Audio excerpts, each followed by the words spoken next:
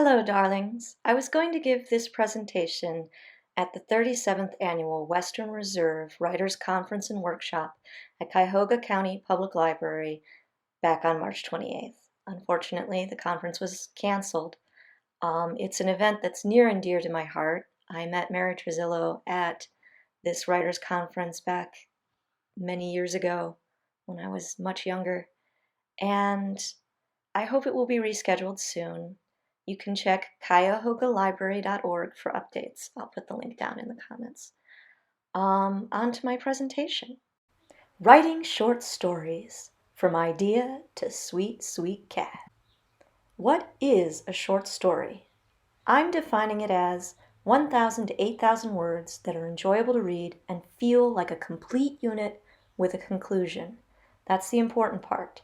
It has to have an emotional impact, and it has to have a plot. It has to finish. Obviously, you start with an idea. But what is an idea? An idea is not complicated. It's seeing a person and thinking they'd make a good character, or, hey, I read this cool article, or, I wonder if, what if birds, could work the stock market? Ideas are happening to you all the time. Just collect them, and there's a reason why you need a lot of them. Most stories have 4 ideas, not one. A character, a place, a problem, a theme. Here, for example, are 4 story ideas that became one story for me. And you can enjoy the story at escapepod.org. And that's just 4 of many ideas that go into a story. Now, a word about genre. You have to know what genre you're writing in, and you have to read the genre you're writing in, because everybody lies about what a genre really is about. For example, as a science fiction writer, I come across a lot of people who are like, I just decided to write science fiction, and I think I know what it is because I watch Star Trek, but Star Trek is not what written science fiction is. Here are 5 different definitions of what is science fiction, and they're all right. Are you asking what if? Are you dealing with a new technology? Are you exploring a strange place? Sometimes it's just setting it in the future. I like to take a tech element and a story element. So like some technology thing I've learned from reading articles or talking to my science friends, and pairing it with a human element, something from my life or from the life of someone I know. And then these two ideas together, everything in the tech column and the story column, combine to make a story. Bad news, now you have an idea, now you actually have to write the thing, also known as the hard part. So, start with an ending. I know there's lots of different ways to do this. This is my method. I find it a lot easier to answer how do I get there than where do I start.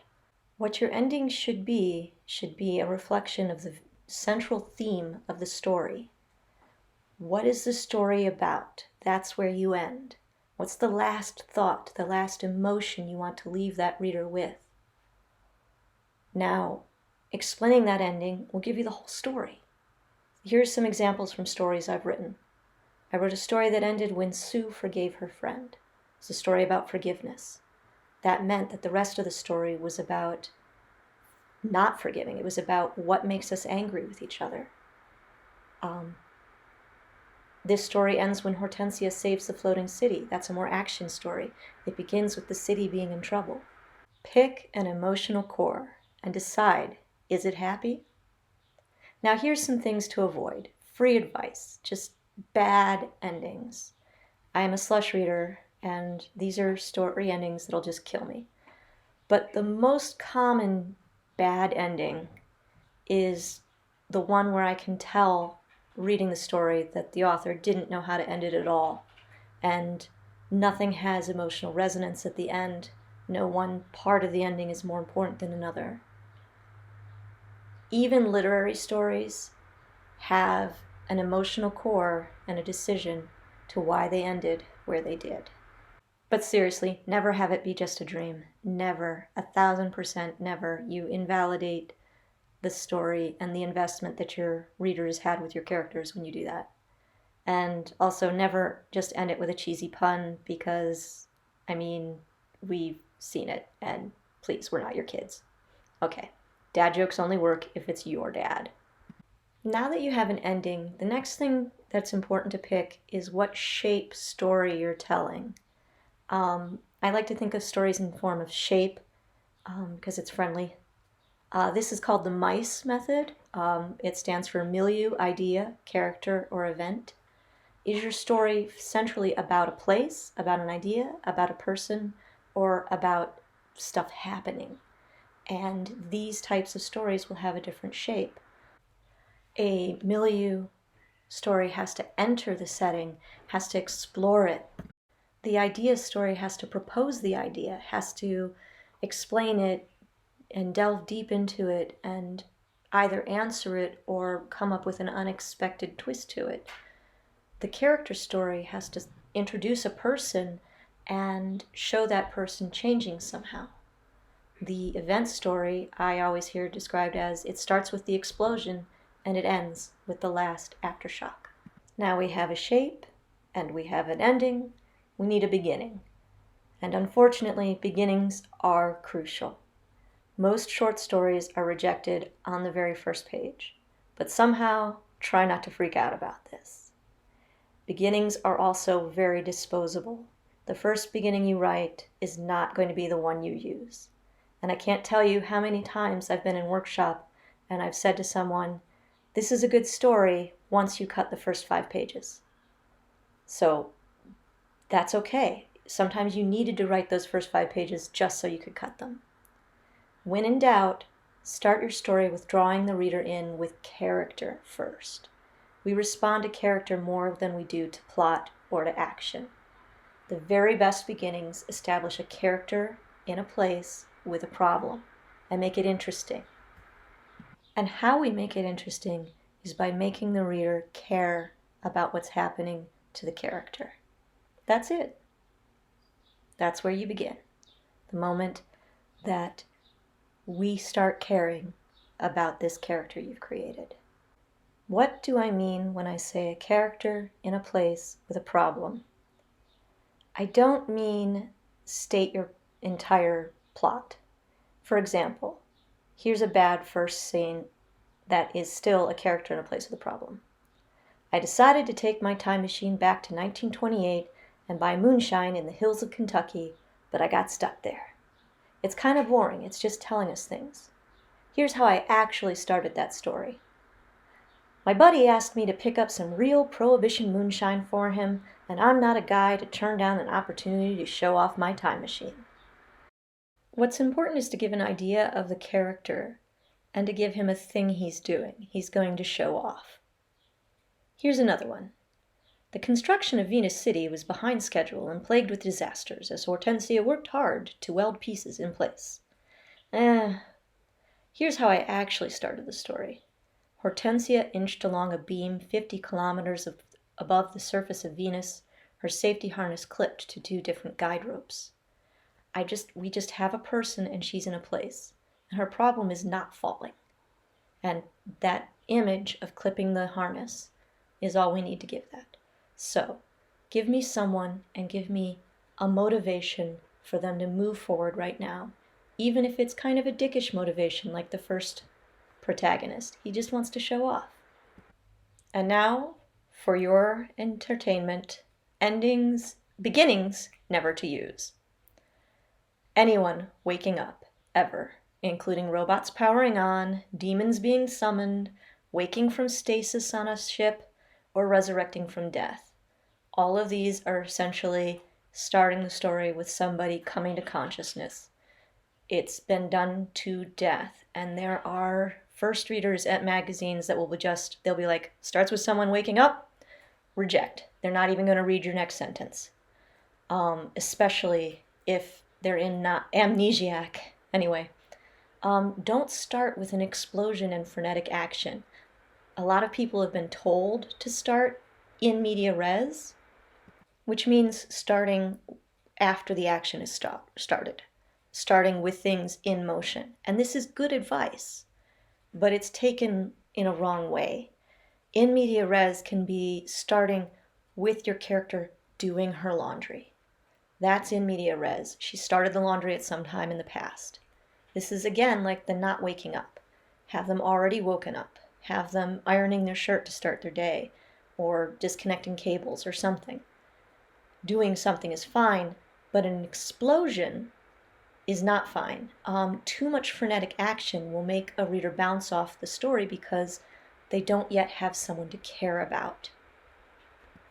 You can start with action, but start with action that's focused on character. And as I said before, don't start with a plain description of the backstory. Now, you have a beginning, you have an ending. Straight lines are boring. Look at this maze. Is this a fun maze? Are you going to enjoy doing this maze? No, you're not. What a story does is it adds blocks in the path that have the illusion of alternate endings. The story always ended with the butler doing it, but in the reader's mind, Susan did it for a little bit. Always remember that as much as your story is in your words, it's also in the reader's mind. This is plot. Plot is about setting up expectations in the reader's mind. It's about a conversation with your reader. Plot doesn't have to be scary. It can be very formulaic. There's nothing wrong with using the same plot over and over again. Half the stories I've sold have this first formula here. Character has a problem. Tries to solve it, fails. Tries to solve it, fails. Tries to solve it, fails. Succeeds. The end. Formula 2 here is really Formula 1 rewritten for a character story. The character is their own worst enemy, acts against their best interests. You see them, you're screaming at them, stop doing that. And then at the end, they stop doing that. You see, you build tension with the reader. In an idea story, the character just learns more and more about the problem until the solution appears. You have it, maybe it looks different than, there's red herrings. It looks different than what it is. Or think about a story as being like a joke. Situation, setup, situation changes, punchline. 4 guys walk into a bar. Situation setup. The 5th guy ducks. Situation concluded and twisted. That's really good for flash fiction to use the punchline idea. Or this last one here, Formula 5, is one I learned from a class. Start, develop, twist, conclusion. Bam! 4 beats. You already decided on a conclusion, you already decided on a start, you just need to make 2 beats in the middle, one that develops the start and one that twists it before the conclusion. Plot is not hard. Think about your story as a whole unit. Think about that shape. When you're going to revise, and you have to revise, you're going to say, is this the shape? Is this bit working with the shape? Is this bit missing from the shape? Don't be afraid to let your story just be this shape. You're going to write other stories. If it feels formulaic, that's okay. You're setting up an expectation in the reader's mind, and you're either twisting that expectation or rewarding it. That's all that matters. You will have more stories to explore more shapes. Now for a word on length. There's a reason I started with my definition of story talking about length. And that is, if you're writing a short story, you're writing a short story. And different markets have different sweet spots for length. You're going to have to explore that.